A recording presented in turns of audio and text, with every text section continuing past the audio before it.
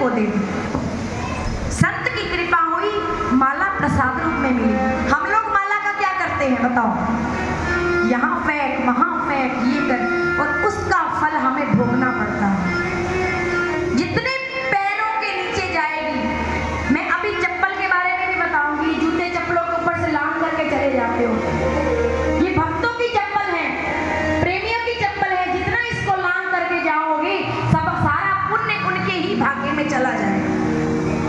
इसीलिए उनको एक तरफ करो और फिर जाओ। दुर्वासा ऋषि ने जो माला इंद्र को दी, इंद्र ने उसका महत्व नहीं समझा, उसकी महिमा नहीं जानी, और उस माला को हाथी पर फेंक दिया। किस पर फेंका? अपने ऐरावत पर फेंका। ऐरावत ने, अब वो हाथी है, उसको क्या पता, बुद्धि तो वही पशु वाली है। उस हाथी ने उस माला को अपने पांव के नीचे कुचल दिया। क्या हुआ?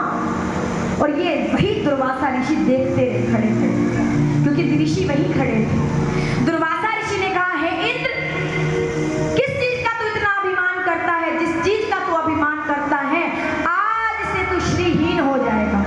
क्या हो जाएगा? तब से वो श्रीहीन हो गया, और श्रीहीन होते ही पूरी, श्री का मतलब होता है लक्ष्मी, लक्ष्मी से रहित हो जाना। स्वर्ग श्रीहीन हो गया। सारे देवता त्राहिमाम त्राहिमाम कर उठे। ब्रह्मा जी विष्णु जी के पास चले गए, भगवान शिव के पास गए, तो ब्रह्मा जी ने कहा सारे देवता और राक्षस मिलकर के समुद्र मंथन करो। तब समुद्र मंथन हुआ। ये किसके कारण हुआ? इंद्र के अभिमान से, उस माला का अपमान करने के कारण तो कुछ बनता है, क्योंकि एक डाली पर फूल खिले और एक डाली पर काटे, अरे कोई। अब भूतानंद महाराज, भगवान शिव जो लेटे हुए हैं, ऐरावत को कहा कि जाओ इनको कुचल दो। अभिमान देखो कितना बढ़ गया। गुरु ने समझाया कि ये इंद्र ठीक नहीं है, किसी भक्त का इस तरह से अपमान उचित नहीं है, कि तुम ठीक नहीं कर रहे हो। लेकिन उनकी बात को सुना अनसुना करके इंद्र ऐरावत को जैसे ही आगे बढ़ने को, ऐरावत देखो हाथी होते हुए भी उसने शिव को पहचान लिया। ऐरावत की आंखों से अश्रुधारा बहने लगी, वो आगे नहीं बढ़ पाया। पांव तो बहुत दूर बात है उठाना, ऐरावत आगे नहीं बढ़ पाया। इंद्र ने उस पर प्रहार किया। किस पर? हाथी पर।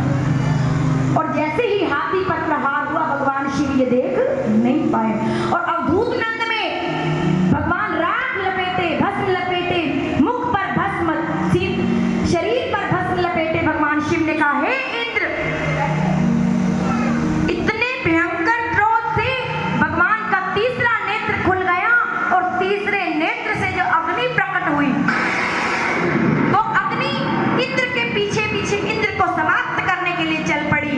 इंद्र ने तीनों लोक 14 भुवन में धक्के खा रहा है, पीछे पीछे अग्नि और आगे आगे इंद्र, कोई नहीं संभाल पा रहा। गणेश जी को बुलाया, कार्तिकेय जी से पुकार करी, मेरी रक्षा करो, हे हरि मेरी रक्षा करो। जो शिव विद्रोही होगा उसकी रक्षा कोई नहीं करेगा, जो हरि विद्रोही होगा उसकी रक्षा कोई नहीं करेगा। सारे तीनों लोगों 14 भुवनों में घूम लिया, लेकिन उसकी रक्षा नहीं हो पाई। त्राहिमाम, मेरी तो ये अग्नि मुझे तो समाप्त ही करके छोड़ेगी। गणेश जी ने उसका हाथ पकड़ करके भगवान शिव के आगे खड़ा कर दिया, और अग्नि उसके पीछे पीछे भगवान शिव के चरणों में गिर गया। प्रभु मुझे क्षमा करो। ऐसी सुभाना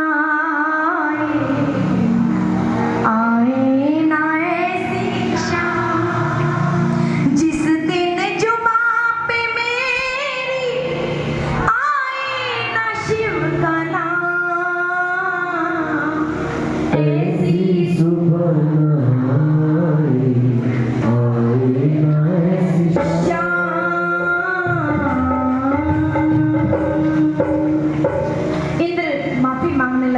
और आंखें बंद करके भगवान शिव के चरणों में पहचान कर लेट गया, प्रभु मुझे क्षमा करो। अगर आपके चरणों में मेरी मृत्यु भी आ गई, तब भी मैं आपके ही लोक को प्राप्त कर पाऊं। जब क्षमा की, अब देखो अग्नि तो प्रकट हो चुकी। अब अग्नि तो कहीं विफल हो नहीं सकती। शिव ने जब अग्नि को रोका, अब कहा कि इसका क्या करें।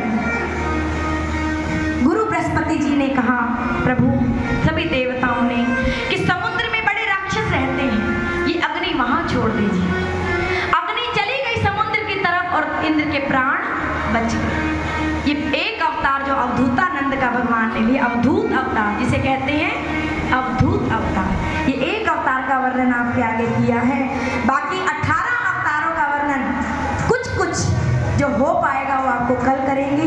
जो सुनना चाहे प्रभु के अवतारों को वो कल समय से आए। बोली शंकर भगवान की। और वही क्रोधाग्नि जब समुद्र में प्रवेश कर गई, उस अग्नि से एक पुत्र उत्पन्न हुआ। क्या हुआ? पुत्र उत्पन्न हुआ।